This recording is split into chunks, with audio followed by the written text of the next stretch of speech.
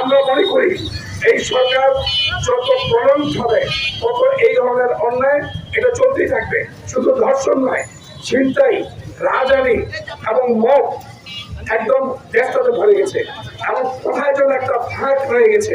অর্থাৎ আমরা মনে করতেছি যে নির্বাচন দিতে কিন্তু দেরি হচ্ছে। আমি মনে করি নির্বাচিত সরকার থাকলে কিছুটা হলেও অন্তত নিয়ন্ত্রণ করা যায়।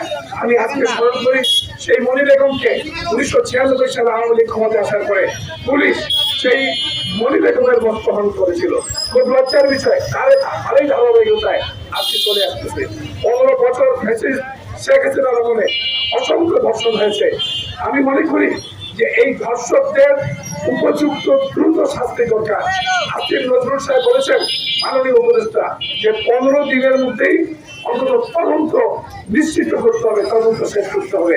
তাই যদি হয়ে থাকে আমরা মনে করি অতি দ্রুত এইগুলোর ব্যবস্থা নিতে হবে এবং ধর্ষকদের মৃত্যুদণ্ড দেওয়া ছাড়া অন্য কোনো উপায় থাকে না বলে আমি মনে করি। প্রিয় ভাইরা, আজকে আমাদের মহিলা দল যে ইনিশিয়েটিভ নিয়েছেন, আজকে আমি জেলা বিএনপির পক্ষ থেকে আমি মহিলা দলকে